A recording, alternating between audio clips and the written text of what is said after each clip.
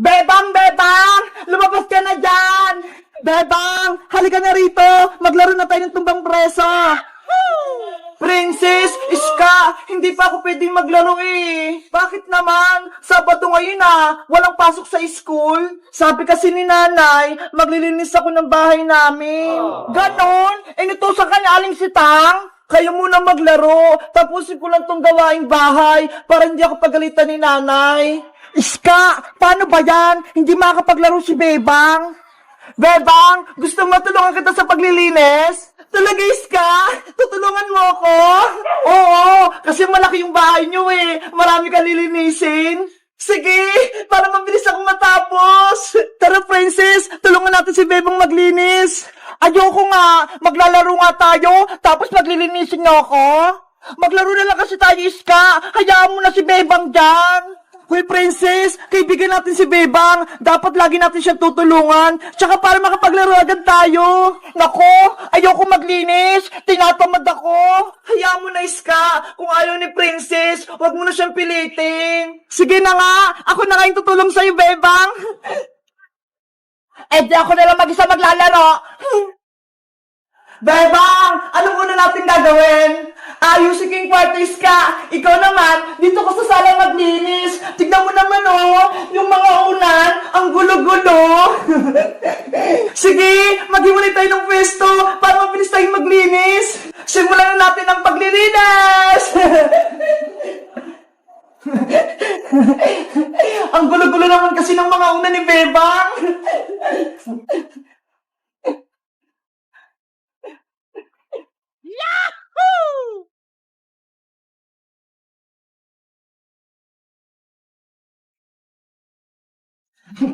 Ayan! Pwede na yan! Nalikpit ko na yung ulan, pati yung kumot! Wow! Ano ba yan? May ginagawa pa si Bebang pati si Iska. Gusto ko pa naman maglaro ng tumbang preso. Kaso, wala naman taya. Oh no! Iska! Malapit ako matapos dito sa kwarto! Bebang! Meron din ako ng walis mo! Nilinisin ko rin yung sala! Ito!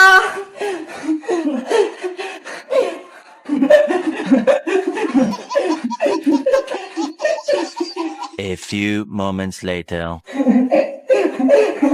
Ayan na! Malinis at mabango na yung aming bahay! Ang ganda-ganda! Ang linis-linis! Wala nang alikabok! Bebang! Bebang! Nandito na ako! Sinari ni Iska! Nakauwi na galing palengke! Nay! Tapos na po ako maglinis ng bahay! Tinulungan po ako ni Iska! Ay, ganun ba? Tamang-tama! May pasalubong ako sa inyong pagkain! Talaga po, Aling Sitang! Dahil masisipag kayo, deserve yung bigyan ng meriendang tinapay! Hala! May pagkain daw sabi na Aling Sitang! Aling Sitang! Naglinis din po ako! Pahingi po ako ng pagkain! Princess, hindi ka naman tumulong Nagwalis kaya ako sa labas, Iska! Tignan mo nga may hawak akong walis ting-ting! Naglalaro ko nga lang dyan sa labas, nakarinig ka lang ng pagkain, tumakbo ka na dito! Hindi mo lang ako nakita, nagwalis-walis talaga ako! Ops! Huwag na muna kayong mag-away! Hati-hati na lang kayo dito sa tinapay, marami naman to! Yay! Bibigyan din ako ng pagkain ni Aling Sitang! Aling Sitang, akin ang piyang pagkain! Si Princess talaga, matakaw! Sa gawaing bahay, ayaw tumulong, pero pag sa pagkain, ang bilis!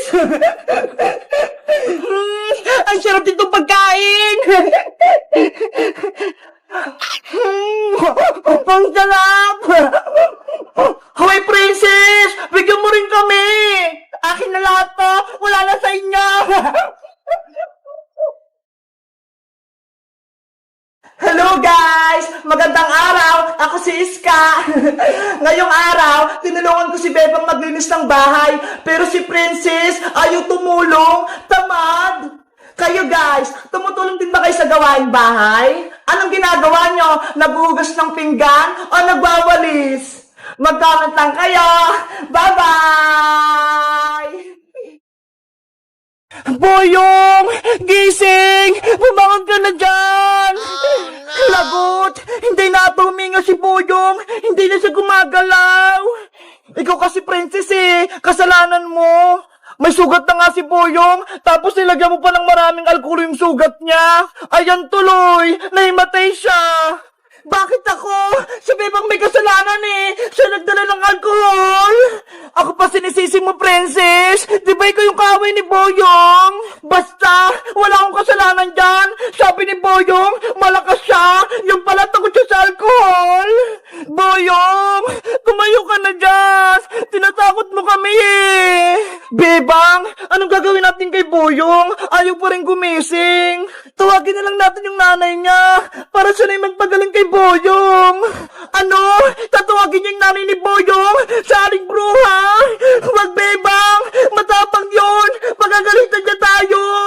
Ikaw lang pagagalitan, Princess! Hindi kami kasali ni Bebang! Yung damit na ni Boyong, sinabit mo pa sa puno? Bebang! Iska! Huwag din na tuwagin sa aling bruha! Natatakot ako sa kanya! Anong gagawin natin para magising si Boyong? Ako nang bahala sa kanya! Alam ko yung gagawin ko! Naku, baka delikado na naman yan, Princess! Hindi yan, Iska! Akong bahala! Boyong! Bumangon ka na! Bilis! Oh, no! Ayaw gumana, Princess! Hindi pa rin nagigising si Boyong! Boyong! Gising ka na! Please! Hindi na kita magdidribat kahit kailan! Kukunin ko na din yung damit mong silapit ko sa puno! Sorry na! Boyong! Bebang! Princess! Iska! Anong ginawa niyo kay Boyong ko? Lagot! Saling bruha! Paparating! Yari ako nito, panigurado! Boyong ko! Anak! Ano nangyari sa'yo? Patay ka na ba? Hindi po siya patay, aling bruha. Nahimatay lang po siya kasi nilagyan ng alkohol yung sugat niya. Sino naglagay ng alcohol kay Boyong? Hindi niyo ba alam? Takot si Boyong sa alcohol? Si Princess po! Siya po naglagay ng maraming alcohol sa sugat ni Boyong. Sabi na nga ba? Ikaw na naman ang may kasalanan, Princess Sorry po, aring bruha. Hindi ko po sinasadya. Dahil sa kagawan mo, nahimatay si Boyong, pagbabayaran mo ang ginawa mo. Aling bruha, sorry na po. Hindi ko naway si Boyong. Kukunin kita at iuwi kita sa bahay. Ikaw yung kapalit ni Boyong. Oh, no! Sumama ka sa akin. Sayang at gusto mo. Halika na. Wag po, aling bruha. Dito na po ako. Ayoko sumama sa inyo. Aling bruha, huwag niyo po kunin si Princess. Ipapagamot na lang po namin si Boyong sa ospital para gumaling siya. Huwag kayong mga alam dito, Bebang, kung ayaw niyong madamay. Kasalanan to ni Princess, kaya siya lang magbabayad. Tara na, Princess! Bitawan niyo po ako, aling bruha! Gusto ko na po umuwi sa amin! Lagot ka na ngayon, iuwi na kita sa bahay! Oh, Naku, no! si Princess, kinuha ni aling bruha! Ano nangyari? Bakit ang ingay-ingay? Tapos angat din ang tuhod ko. Iska! Si Boyong! Gising na siya! Yes! Gising na si Boyong! Aling bruha! Bumalik na po kayo dito! Gising na si Boyong! Oh, no! Nasaan na sila? Biglang naglaho! Lagot! Wala na sila! Pati si Princess wala na rin!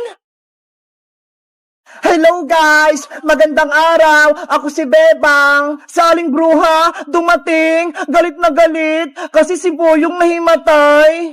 Tapos, si Princess, kinuha niya! Ano kayang gagawin na aling bruha kay Princess? Alam nyo ba kung anong gagawin namin para makabalik siya? Mag-comment lang kayo para sa part 2! Bye-bye! Maria, bilisan mo! Baka mahuli pa tayo ng tanod! Mami, wait lang! Saan ba tayo pupunta, Mami? Wala naman tayong bahay, Babalik tayo sa bahay nila, Bebang. May gagawin ako sa kanya. Papalayasin natin siya. Lagot ka na ngayon, Bebang. Babalik na kami. Mami, kailan po ba tayo makakalis sa pulungan na to? Gusto ko na po umuwi. Antayin ka lang, Maria. Gagawa ako ng paraan para makalabas tayo sa kulungan. Babalik tayo sa bahay nila Bebang at babawin ang kanilang bahay. Pero paano? Isang buwan na tayo dito eh. Ang tagal-tagal na. Hindi pa rin tayo nakakalabas. Makinig ka sa akin, Maria. Ito yung gagawin natin plano. Ibubulong ko sa'yo. Ano yan, Mami?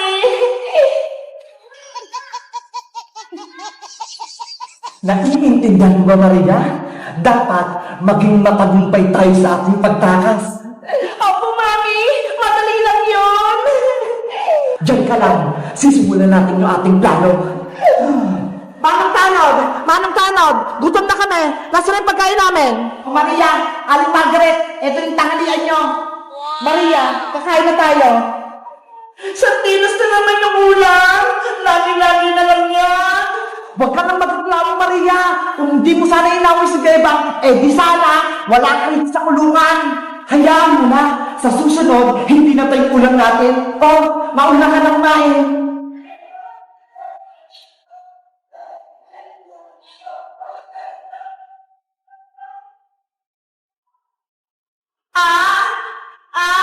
Mami! Mami! Gintan ko! Tulong! Mami! Maria! Ano nangyari sa'yo? Masakit mo yung tiyan ko! Ang hapdi! Manong Tanod! Tulungan mo ako! Dali natin si Maria sa ospital! Bakit? Ano nangyari kay Maria? Masakit yung tiyan niya! Tignan niyo po! Maria! Okay ka lang ba? Manong Tanod!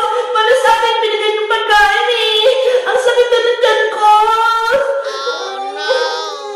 Bilisan mo na, Manong Tanod! Tumawag ka na ng ambulansya! Bilis! Tinakaranta niyo ako eh! O sige, wait lang! Huwag kayo naalis dito ha! Tatawag ako ng ambulansya! Maria! Wala na si Manong Tanod! Tumakas na tayo! Tumali yung plano natin, Mami! Naniwala si Manong Tanod na masakit yung tiyan ko! Malaya na tayo sa wakas! Bilis! Maria! Bilisan mo! A few moments later. Nasaan yung dalawa? Nandiyan yung ambulansya! Lagot! Natakasan ako! Maria! Bilisan mo! Baka mahuli pa tayo ng tanod! Mami! Wait lang! Saan ba tayo pupunta, Mami? Wala naman tayong bahay, ah!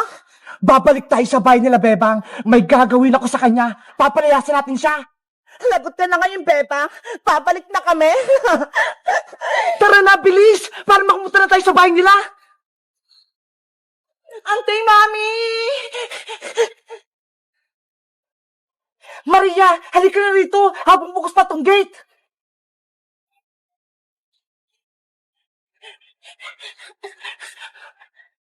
Meanwhile, Princess, tulungan mo akong magugas ng pinggan. Ang dami nating pinagkainan eh.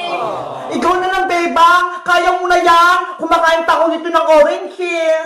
Ang tamad-tamad mo talaga. Ikaw yung pinakamaraming kinain eh. Hala, nahulog yung 2 kutsara. Ibig sabihin niyang, Bebang, may darating na bisita sa bahay niyo. Pamahiin lang naman yung princess eh. Hindi yun totoo. Ay, may tao sa labas. Sabi ko sa'yo, Bebang eh, may bisita ka. Sino kaya yun? Bebang! Sa wakas, nandito na kami sa labas ng bahay nila, Bebang.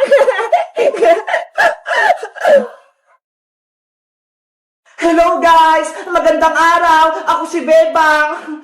May kumakatok sa pinto namin. Sabi ni Princess, bisita daw yun. Sa tingin nyo, sining nasa labas? Bubuksan ko ba yung pintuan? Mag-comment lang kayo para sa part 2. Bye-bye!